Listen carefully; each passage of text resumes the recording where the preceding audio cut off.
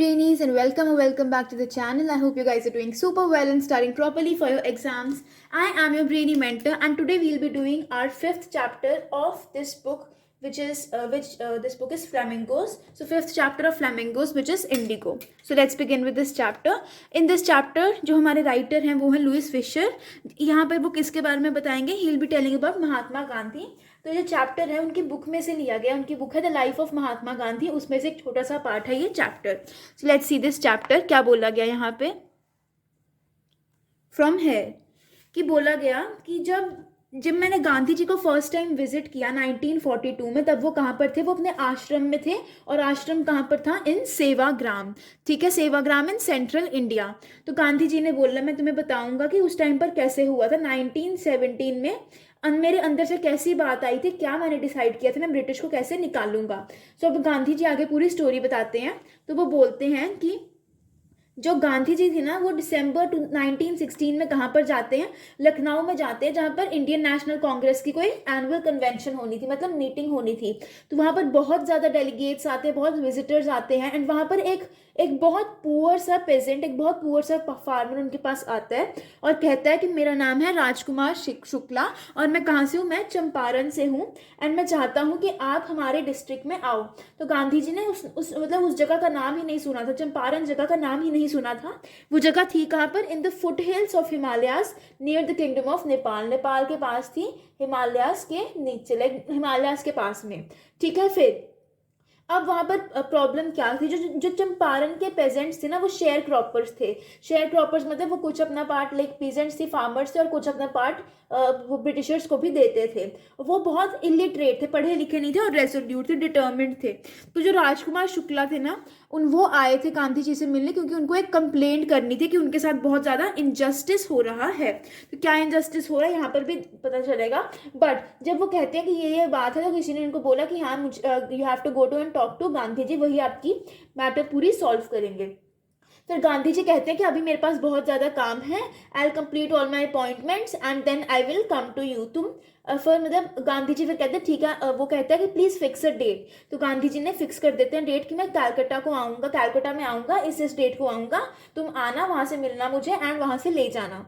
ठीक है. So finally जब बहुत मंथ्स पास हो जाते हैं, तो शुक्ला अपने रेलवे स्टेशन पर गांधी जी का वेट कर रहे होते हैं कि गांधी जी आएंगे. एंड ही वो सिटिंग ऑन हिज हॉन्चेस, मतलब अपने लेग्स के बल पे बैठा हुआ था शुक्ला.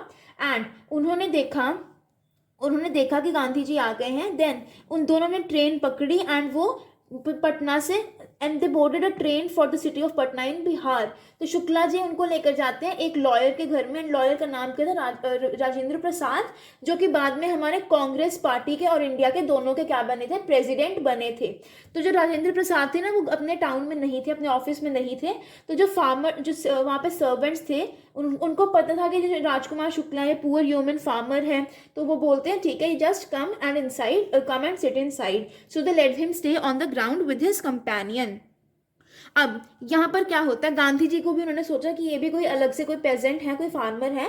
बट गांधी जी को पानी पीने की इजाज़त नहीं थी फ्रॉम द वेल, बिकॉज बोला गया कि कुछ ड्रॉप्स पानी के गिरेंगे, कहाँ पर? बकेट से गिर जाएंगे, सो पूरे वेल के अंदर, जिसकी वजह से अनटचेबल मतलब पानी सारा पोल्यूट हो जाएगा. बट फिर वो जो हमारा ऑथर है ना लुइस फिशर, वो कहते हैं कि उनको कैसे पता कि गांधी जी अनटचेबल थे, है ना? ऑब्वियसली कैसे पता उनको? How can they just look at a person and से कि अनटचेबल है? तो उसके बाद गांधी जी डिसाइड करते हैं कि फर्स्ट वो मुजफ्फरपुर जाएंगे, जो कि कहाँ पर था? वो चंपारण के ही रूट में था. मतलब मुजफ्फरपुर जाएंगे, वहाँ से प्रॉपर इन्फॉर्मेशन लेंगे. एंड उसके बाद उन्होंने क्या किया? उन्होंने एक टेलीग्राम डाला. उस टाइम पे लाइक मैसेजेस वगैरह तो होते ही नहीं थे. तो उन्होंने टेलीग्राम डाला टू प्रोफेसर जे.बी. कृपलानी, जो कि आर्ट्स कॉलेज में प्रिंसिपल थे, या फिर जो भी टीचर वगैरह थे, प्रोफेसर थे इन मुजफ्फरपुर. ठीक है. और जे.बी. कृपलानी को गांधी जी ने कहाँ पर देखा था? At the Tagore Shanti Niketan school. फिर क्या होता है? जो ट्रेन थी ना, वो ट्रेन रात को आती है और वो चले जाते हैं कहाँ पर? To with J B. कृपलानी. ठीक है. अब 15 अप्रैल 1917 को क्या होता है? कृपलानी स्टेशन पे वेट कर रहे होते हैं गांधी जी का with a lot of students. Gandhi ji वहां पर रुकते हैं एंड 2 days वहां पर उनके घर में रहते हैं in the house of professor Malkani. ठीक है। फिर उसके बाद गांधी जी कहते हैं कि उस टाइम पे ना बहुत यूनिक सी चीज़ थी, बहुत एक्स्ट्रा ऑर्डिनरी चीज़ थी कि एक गवर्नमेंट प्रोफेसर ने ही मुझ जैसे इंसान को अपने घर में रखा है। बिकॉज क्या था कि छोटी लोकेलिटीज़ में, छोटी जगहों पे इंडियंस को डर था कि अगर वो ब्रिटिशर्स की हेल्प करेंगे तो लाइक उनको भी पनिशमेंट वगैरह मिलेगी, तो वो ज़्यादा हेल्प नहीं करते थे इंडियंस भी ब्रिटिशर्स, सॉरी बाकी इंडियंस की। अब गांधी जी के आने की न्यूज़ पूरे मुजफ्फरपुर में, पूरे चंपारण में फैल गई एंड सभी आने लग पड़े गांधी जी को देखने के लिए। फिर मुजफ्फरपुर के लॉयर्स थे, उन्होंने कॉल किया, फिर उन्होंने बताया कि हाँ हाँ ये प्रॉपर केस है, प्रॉपर उनको बताते थे एंड उनको अपनी फीस भी बताते थे कि हाँ हम केस लड़ेंगे but this is the fees. फिर उसके बाद गांधी जी ने बोला, गांधी जी ने उनको डांट दिया कि तुम लोग इतनी इतनी फीस लेते हो तभी तुम्हारे देश का कुछ नहीं हो रहा, तभी तो इन लोगों को तरक्की नहीं मिल पा रही, इनको जस्टिस नहीं मिल पा रहा। फिर गांधी जी ने फाइनली डिसाइड किया कि हमें लॉ कोर्ट्स नहीं जाना चाहिए, हमें अपना केस खुद से ही लड़ना चाहिए, we will not be taking the help of any lawyer. ठीक है। फिर अब यहाँ पर हम इस पैराग्राफ में पढ़ेंगे कि क्या डिसीजन था, क्या क्या मतलब प्रॉब्लम्स किस वजह से हुई थी। हुआ क्या था कि जितना भी फर्टाइल लैंड था ना चंपारण डिस्ट्रिक्ट में, वो बहुत बड़ी बड़ी एस्टेट्स में डिवाइड कर दिया गया था। और ये एस्टेट्स जो थी इनको कौन ओन करते थे, एस्टेट्स के मालिक होते थे इंग्लिशमैन, जो कि लेकिन यहाँ पर काम कौन करते थे, इंडियन टेनेंट्स। एंड यहाँ पर क्या उगाया जाता था, इंडिगो। क्या बोला गया, जो टेनेंट्स होते थे ना, शेयर क्रॉपर्स होते थे, वो 15% ऑफ देयर फील्ड को क्या करते थे, वहां पर इंडिगो उगाते थे एंड बाकी की वो अपनी तरफ से जो भी उगाना चाहते थे वो कर सकते थे। एंड ये एक लॉन्ग टर्म कॉन्ट्रैक्ट साइन हुआ था। फिर उसके बाद पता चला कि जर्मनी में किसी ने सिंथेटिक इंडिगो को इन्वेंट कर दिया है। तो जब वो सिंथेटिक इंडिगो इन्वेंट हुआ तो क्या डिसाइड किया गया कि जितने भी एग्रीमेंट्स थे ना शेयर क्रॉपर्स के साथ, उनको हम क्या कर देंगे, काट दिया जाएगा। एंड ये भी बोला कुछ शेयर क्रॉपर्स ने ये बोला कि हमें कंपेंसेशन दो, पैसे दो and we will just leave you. अब कुछ शेयर क्रॉपर्स ने साइन कर दिया बट कुछ लोगों को ये पसंद नहीं आया कि नहीं हम नहीं करेंगे इस पे साइन। फिर those who resisted engaged lawyers, the landlords hired thugs, मतलब जो लैंडलॉर्ड्स थे उन्होंने गुंडे हायर कर ली जिनकी वजह से बहुत पिटाई हुई एंड ऑल दैट, उनको पैसा भी वापस पूरा नहीं मिला। फिर इस पॉइंट पे गांधी जी आ जाते हैं चंपारण में। वो प्रॉपर सब कुछ डिटेल्स वगैरह लेना चाह रहे थे, एवरीथिंग अबाउट लाइक पहले वो कहाँ जाते हैं, ब्रिटिश लैंडलॉर्ड के एसोसिएशन में जाते हैं, सेक्रेटरी से मिलते हैं, उनके प्रॉपर डिसाइड करते हैं। फिर वो सेक्रेटरी बोलते हैं कि मैं आपको कोई इन्फॉर्मेशन नहीं दे सकता because you are an outsider. जिस पे गांधी जी बोलते हैं no I am not an outsider, मैं यहीं का ही इंसान हूँ, यहीं का ही बंदा हूँ।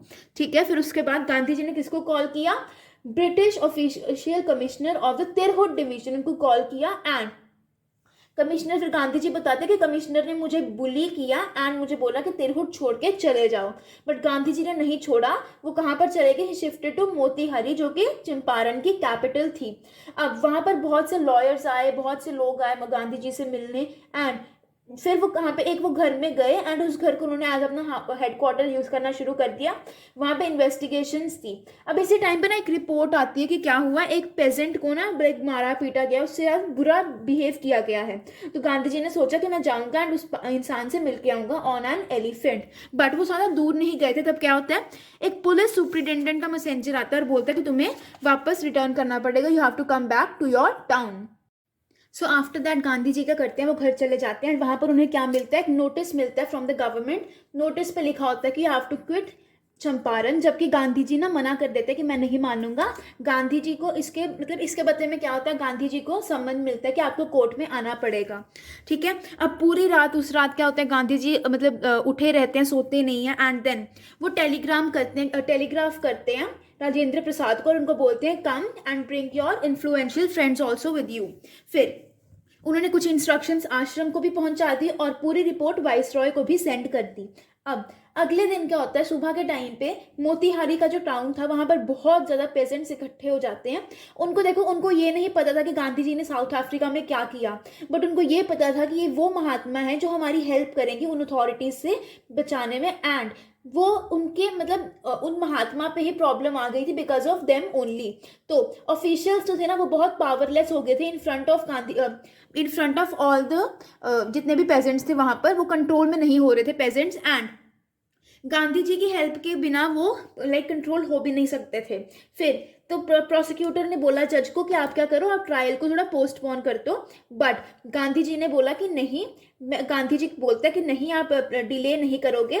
गांधी जी कहते हैं कि हाँ मैं इन्वॉल्व था इस बात में, बट देखो मैं एक लॉ ब्रेकर, चलो मैंने मान लिया कि मैं हूँ, but I have rendered a humanitarian and a national service, मैंने इंसानियत दिखाई है, इसलिए मैंने ये बात नहीं मानी कि I will return back to my place. ठीक है। फिर मैजिस्ट्रेट जो वहाँ पर जज था वो बोलते हैं कि हम आपको फैसला सुनाएंगे विद इन 120 मिनट्स। सो गांधी जी कहते हैं कि नहीं अभी बताओ, I want the answer right now. तो जो जज है वो रिलीज कर देते हैं गांधी जी को विदाउट बेल।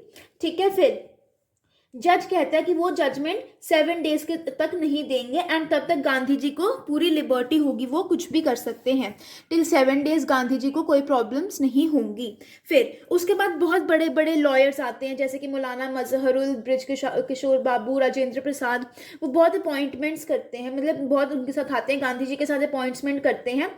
फिर एक पूछता है कि आप क्या करोगे, मतलब अगर मैं चला गया तो आप क्या, गांधी जी उनको पूछते हैं कि अगर मैं अंदर चला गया तो क्या होगा आगे।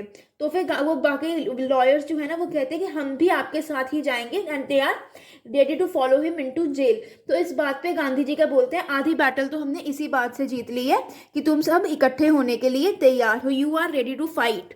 फिर कुछ टाइम के बाद एक प्रॉपर ऑर्डर आता है, लाइक गांधी जी को कम्युनिकेशन मैसेज मिलता है जब जिसमें बोला गया कि केस को ड्रॉप कर दिया गया, नाउ यू आर फ्री।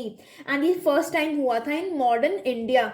इसके बाद प्रॉपर एक इंक्वायरी करते हैं गांधी जी, सब कुछ करते हैं एंड गांधी जी को जून में बुलाया जाता है। कौन बुलाया था? सर एडवर्ड जायट जो कि लेफ्टिनेंट गवर्नर थे। इससे पहले कि गांधी जी उनसे मिलने जाते हैं, गांधी जी क्या करते हैं, वो सब कुछ बता देते हैं कि क्या पता अगर मैं वापस नहीं आया तो तुम्हें ऐसे ऐसे करना है। अब गांधी जी ने प्रॉपर इंटरव्यूज किए with lieutenant governor and as a result क्या हुआ, गवर्नर ने प्रॉपर एक कमीशन बिठाई जिसमें सभी पहुंचे एंड उस कमीशन में गांधी जी भी आए थे as a sole representative of the peasants. अब गांधी जी वहां पर चंपारण में कुछ टाइम के लिए रहे एंड उसके बाद वो छोटे छोटे विजिट्स पे आने लगे एंड यहाँ पर पूरा गांधी जी का 1 साल चला गया था इन चंपारण ओनली। फिर जब ऑफिशियल इंक्वायरी होती है ना तो बहुत ज़्यादा प्रॉब्लम्स आती हैं। तो जो बिग प्लांटर्स होते हैं ना, लाइक जो जितने भी वो हेड्स थे जितने भी, वो गांधी जी को पूछते हैं कि तुम कितना पे करोगे। तो गांधी जी कहते हैं ज़्यादा मत, तुम सिर्फ 50% पे कर देना। ठीक है। बट फाइनली वो बोलते हैं जो प्लांटर्स थे ना वो फाइनली किसमें कहते हैं कि नहीं हम 25% पे करेंगे एंड टू हिज अमेजमेंट जो महात्मा गांधी कहते हैं ठीक है तुम्हारी मर्जी है, तुम 25% ही पे कर दो। अब फाइनल हो गया कि ठीक है 25% पे होगा, सब कुछ होगा एंड उसके बाद लैंडलॉर्ड्स पूछते हैं कि ये क्या बात हुई, आपने उनसे इतना कम पैसा क्यों लिया। तो लैंडलॉर्ड्स बोलते हैं, तो महात्मा गांधी बोलते हैं कि ये तुम्हें ये नहीं देखना चाहिए कि पैसा कम लिया, यहाँ से क्या स्टार्ट हुआ है, हमारी सिविल डिसोबीडियंस स्टार्ट हुई है and now we are free to do anything. हमने यहाँ पर ये शो कर दिया कि we are also equal to the Britishers. फिर कुछ टाइम के बाद इंडिगो शेयर क्रॉपिंग बिल्कुल ही डिसअपियर हो गई एंड सब कुछ एक तरह से ठीक हो गया। फिर उन गांधी जी क्या करते हैं, उनको ना 2 टीचर्स मिलते हैं, महादेव देसाई एंड नरहरि पारेख। 2 बहुत यंग टीचर्स होते हैं। ठीक है। वो गांधी जी के डिसाइपल्स भी होते हैं, उनकी वाइफ्स भी आके काम में हेल्प करती है चंपारण में। वहाँ पे वो प्रॉपरली स्कूल्स खोलते हैं, सब कुछ करते हैं एंड ऑल दैट, क्लेanलीनेस होती है, सैनिटेशन होती है प्रॉपरली इन चंपारण। अब कहते हैं कि जो चंपारण था ना वहाँ पर जो हेल्थ कंडीशंस थी ना वो बहुत ज़्यादा मिसरेबल थे, बहुत खराब कंडीशंस थे। तो गांधी जी वहाँ पर एक डॉक्टर को भी लेके आए कि चलो काम करो यहाँ पर। फिर 3 मेडिसिन थी वहां पर अवेलेबल, पहली कैस्टर ऑयल, दूसरा quinine and third is the sulphur ointment. Castor oil से जिसको भी मतलब जिसका गला खराब होता था या फिर जीभ कहते हैं टंग पक जाती है, दाने हो जाते हैं, कोटेड टंग जिसको हम कहते हैं, उसको कैस्टर ऑयल देते थे। किसी को मलेरिया होता था उसको क्विनीन प्लस कैस्टर ऑयल देते थे, और किसी की स्किन इरप्शंस होती थी ना, स्किन पे दाने वगैरह एंड ऑल दैट, तो उसको क्या देते थे, ऑइंटमेंट प्लस कैस्टर ऑयल। अब गांधी जी ने ना वहां पर देखा कि जो लेडीज है ना उनके विमेन के कपड़े बहुत ज्यादा फटे पुराने हैं, बहुत ओल्ड हैं। तो एक लेडी, तो गांधी जी अपनी वाइफ को कहते हैं, कस्तूरबा जी को कहते हैं, just go with them and पूछो कि ऐसी क्यों बात है। तो एक लेडी ना कस्तूरबाई को अपने घर पे लेकर जाती है, लेडी दिखाती है देखो हमारे पास कोई डब्बा ही नहीं है कपड़े वगैरह रखने के लिए, जो साड़ी मैंने पहनी हुई है बस यही साड़ी है मेरे पास। अब इसके बाद क्या कहते हैं ये लुइस फिशर कहते हैं कि इतनी देर गांधी जी कहाँ पर रहे इन चंपारण, बट यहाँ पर उन्होंने अपने आश्रम का भी प्रॉपर ध्यान रखा, प्रॉपर वो होती थी, इंस्ट्रक्शंस वगैरह दी जाती थी। एंड एक टाइम पे ये हुआ कि जब गांधी जी ने लेटर लिखा था कि ओल्ड लैट्रिन ट्रेंचेस को बंद कर दो एंड न्यू टॉयलेट्स वहाँ पर लगाए जाओ, क्योंकि ओल्ड टॉयलेट्स हैं वो उनको स्मेल हो गई है उनमें, ठीक है। फिर अब जो गांधी जी, जो चंपारण का ये प्रॉपर सारा सीन हुआ, ये बहुत important, it was a turning point in Gandhi ji life. And उन्होंने डिक्लेयर किया, गांधी जी ने बोला कि I declare that the British could not order me about my own country, मेरी कंट्री में जैसे मर्जी यहाँ पे कुछ भी कर सकता हूँ।